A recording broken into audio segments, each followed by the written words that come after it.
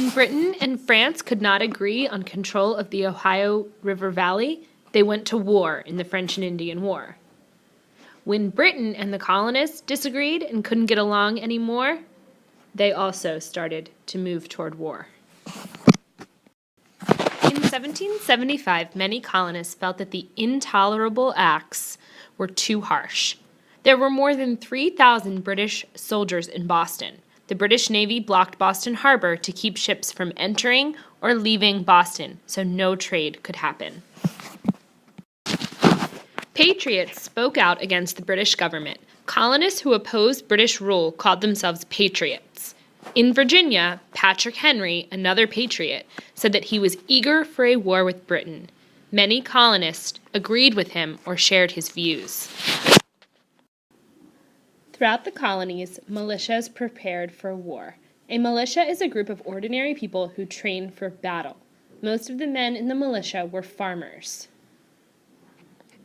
The men in the militia did not have much training, but they were willing to fight to defend their homes.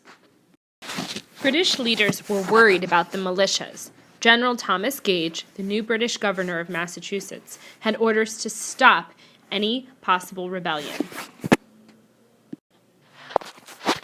He learned that the Patriots were storing gunpowder and cannons in Concord, about 20 miles from Boston. Gage decided to send soldiers to destroy the supplies. The soldiers would march at night to take the Patriots, or colonists, by surprise. General Gage could not keep his plans secret. Patriots in Boston soon knew what was planned. They used lanterns in the tower of Boston's Old North Church to warn patriots outside the city that British soldiers were coming. 2 patriots also rode out on horses to warn the militia in Concord. One rider was Paul Revere, a silversmith. The other was William Dawes. On the night of April 18, 1775, an army of 700 British soldiers set off for Concord. Paul Revere and William Dawes galloped ahead, alerting sleeping Minutemen along the way. Minutemen were a militia with special training. They had to be ready for battle in a minute's notice. Racing through the night, Revere told the Minutemen, "The regulars are coming out." Regulars was a word for British soldiers. Other riders, such as Samuel Prescott, helped Revere and Dawes spread the alarm. British soldiers captured Paul Revere in Lexington, but Dawes and Prescott escaped. Prescott rode on to Concord, warning the militia. The soldiers later released Revere. The British soldiers reached Lexington just before sunrise on April 19th. A small group of Minutemen were waiting there. A British officer told the Minutemen to leave.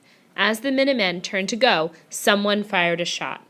No one knows whether the shot came from a British soldier or a colonist. Both sides began shooting. When they stopped, 8 colonists were dead and 9 were wounded. Only 1 British soldier had been hurt. The British marched on to Concord. As the British searched Concord for hidden weapons, more Minutemen gathered nearby. Fighting soon started. The Minutemen forced the British to turn back toward Boston. Many years later, poet Ralph Waldo Emerson called this event the shot heard round the world. The British soldiers headed back to Boston. The British soldiers were in a dangerous situation on the way back. Patriots from towns between Concord and Boston, as well as towns farther north and south, were ready. As the British marched back to Boston, colonists shot at them from behind trees and stone walls. More than 250 British soldiers were wounded or killed before the British reached Boston.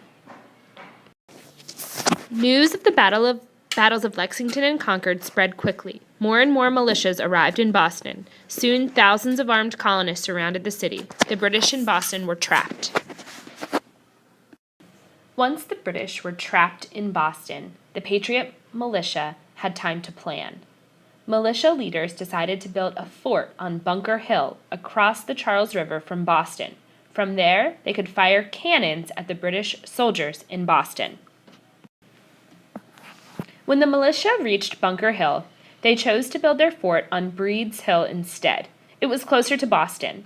They worked through the night of June 16th, building a fort with dirt walls 6 feet high.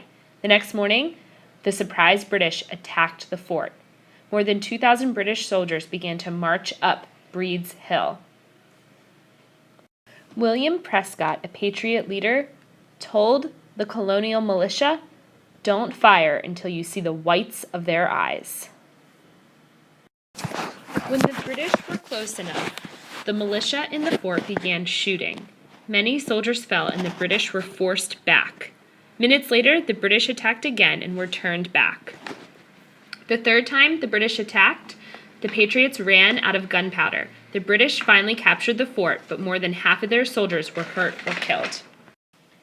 The battle was called the Battle of Bunker Hill, although it was fought on Breed's Hill. The British won, but the Patriots had proved that they could fight well. One British general said that winning another battle like it would have ruined us.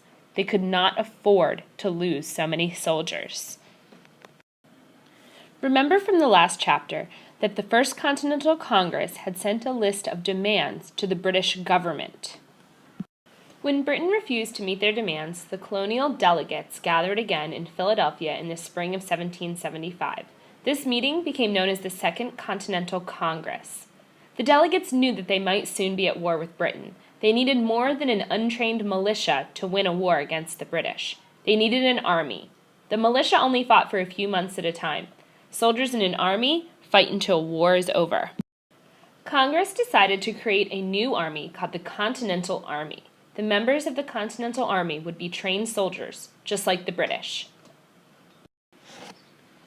The Congress looked for a commander for the new Continental Army. A commander is the officer in charge of an army. In June of 1775, they chose George Washington. Washington had fought in the French and Indian War, and people knew he was a brave and skilled soldier. Washington rode to Boston to organize the Continental Army. Many delegates to the Second Continental Congress did not want war with Britain. They only wanted to be treated fairly.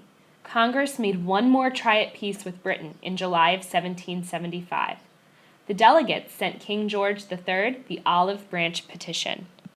A petition is a written request from a number of people. The olive branch is a symbol of peace. The petition asked the king to help end the conflict. King George did not even read the olive branch petition.